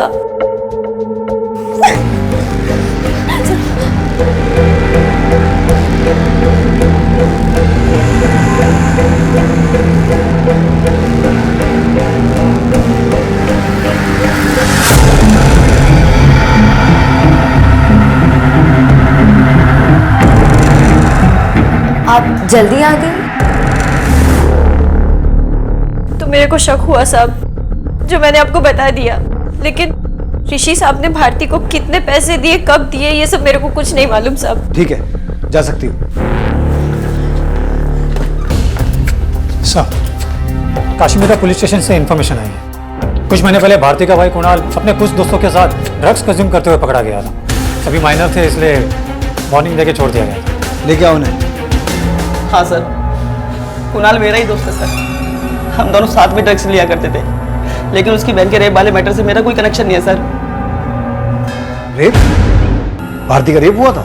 एक दिन कुणाल अपनी बहन का फोन लेकर के मेरे पास में आया था साहब, तभी उसने मुझे एक वीडियो दिखाया साहब। पिछले 6 महीने से मैं ऋषि दोषी के वहाँ खाना बनाने का काम कर रही हूँ, और तब से वो मेरी इज्जत लूट रहा है। पहले जब उसने मेरे साथ ये सब किया तो मैं पुलिस के पास जाना चाहती थी, सबको बताना चाहती थी, लेकिन उसने मुझे धमकी दी कि अगर तू पुलिस के पास गई तो बेटा मुझे ही जेल में डाल देंगे, ये बोल के कि मैं धंधा करती हूँ। अब बस जो करना है मुझे ही करना, और मैं वही करने जा रही हूँ। ये वीडियो कुणाल के फोन में था? नहीं साहब, ये उसकी बहन के मोबाइल में था। वो अपना मोबाइल घर पर ही छोड़ गई थी, वो हाई हो गया था तो साहब मैंने ये उसके मोबाइल में से वीडियो अपने मोबाइल में ट्रांसफर कर लिया बस साहब। पर एक सवाल और पैदा होता है केलकर, अगर भारती ने ये video as a suicide note बनाया था तो उसने सुसाइड किया क्यों नहीं? इसका मतलब है वीडियो को बनाने का मकसद सुसाइड नहीं, ऋषि को ब्लैकमेल करना था। विनोद के साथ ऋषि को भी उठाओ और इस वीडियो को आईटी में भेजो, उन्हें कहो पता करें ये वीडियो शूट कब हुआ था। यस मैंने कुछ नहीं किया साहब, मैंने कुछ नहीं किया साहब, मैंने कुछ नहीं किया साहब, मैंने कोई वीडियो डिलीट नहीं किया साहब। बहुत हुआ तेरे घड़ियाली आंसू। मैं जानता हूँ तेरा भारती के साथ कोई अफेयर नहीं था, बल्कि तूने उसका रेप किया था। और 1 लाख रुपए जो तूने उसको उसकी मदद के लिए दिए थे ना, वो तेरी मर्जी से नहीं थे, बल्कि उसने तुझे ब्लैकमेल किया था। अपना जुर्म कबूल कर ले, वरना तेरा जुर्म साबित करने के लिए अदालत में वो वीडियो है हमारे पास। नहीं बोलेगा? हाँ नहीं बोले?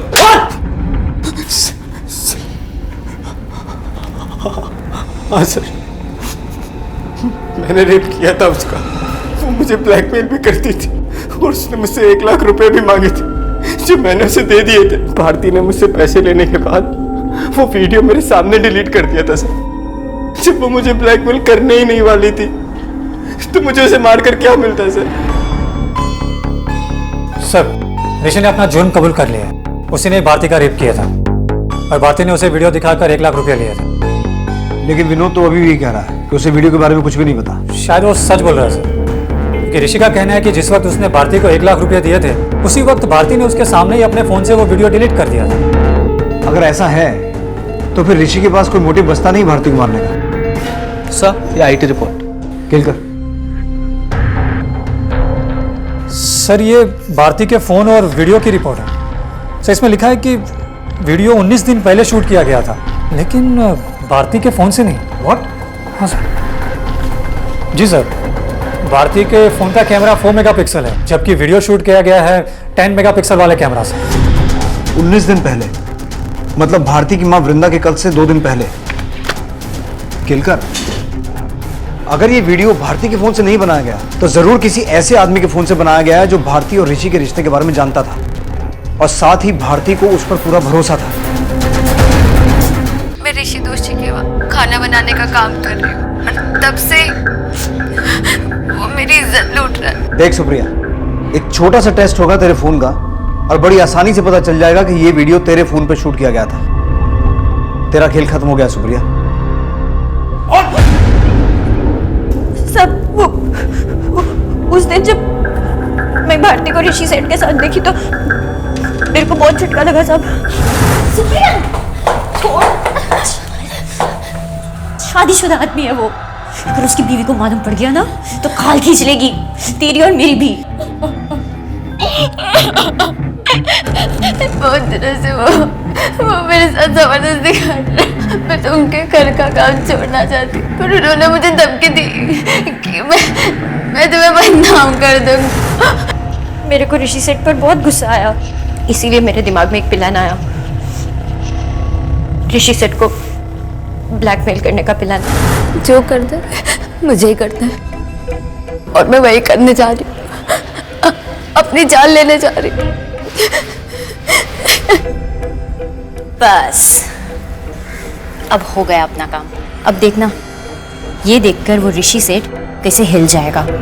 50-60 लाख रुपया तो ऐसे दे देगा और उसमें अब एक हिस्सा मेरा भी होगा। रवि को प्लान मालूम पड़ चुका था, इसीलिए हमने उसको भी साथ में ले लिया। अभी तो हम लोग सोच ही रहे थे कि ऋषि सेठ से कब कितना पैसा मांगने का है, कि अचानक से ये भारती उसने मना कर दिया, बोली कि मेरे को हराम का पैसा नहीं चाहिए। लेकिन फिर एक दिन मैंने भारती को किसी से फोन पर बात करते सुना। हाँ, पैसे घर पर रेडी है, आप आज मेरे को खोली दिखाओ, अगर मुझे पसंद आ गया तो कल आपको पूरे पैसे दे दूंगी। उसने हमारे साथ डबल गेम खेला था। उसने फक्त ऋषि सर को वो वीडियो दिखाकर अपना पैसा उनसे निकाल लिया। लेकिन साहब, हम इतनी आसानी से उसको हमारा हक तो नहीं मारने दे सकते थे ना, इसीलिए विनोद उसकी खोली पर गया पैसे लेने।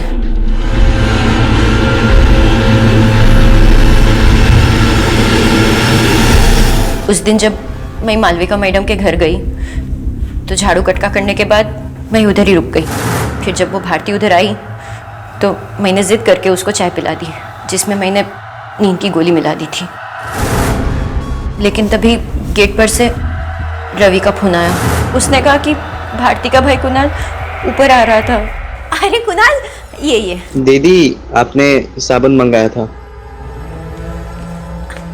बैठ बैठ, तू अभी आया ना, तू भी चाय पी के जा। नहीं मैं चलता, मुझे अरे बैठ ना। तो मैंने वही चाय कुणाल को पिला दी, नींद की गोलियां डालकर। थोड़ी देर बाद दोनों भाई बहन बेहोश हो गए तो मैंने फोन करके विनोद को बुला लिया। अब क्योंकि रवि भी तुम्हारे इस प्लान में शामिल था तो उसने नीचे गेट पे ड्यूटी संभाल ली, हाँ, ताकि किसी को किसी तरह का शक ना हो। सब माफ कर दो, मेरे से बहुत बड़ी गलती हो गई साहब। गलती का एहसास होना बहुत बड़ी बात होती है सुप्रिया, लेकिन तूने जो जुर्म किया है उसके लिए जितनी भी सजा मिले वो कम है।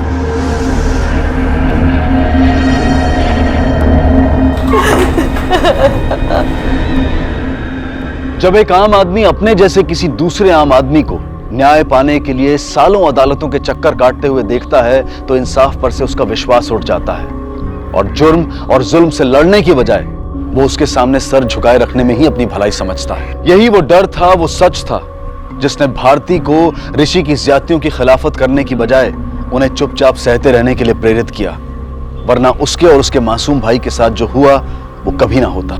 ये बिल्कुल हमारी व्यवस्था का दोष है, लेकिन ये व्यवस्था बनाने वाले भी हम खुद हैं। पर अब वक्त आ गया है इस व्यवस्था को बदलने का, ताकि जुल्म करने वालों के दिलों में खौफ पैदा हो और उनके द्वारा सताए गए लोगों के दिलों में विश्वास। इसी विचार के साथ अब मैं अनूप सोनी आपसे विदा लेता हूं। फिर मुलाकात होगी अगले एपिसोड में एक और चौंका देने वाले केस के साथ। तब तक अपना और अपने परिवार का ख्याल रखें और देखते रहें क्राइम पेट्रोल डायल 100। सबक एक को सीख हम सबको। जय। इस तरह के और भी एपिसोड देखने के लिए हमारे चैनल को सब्सक्राइब करें और बेल आइकन दबाना ना भूलें।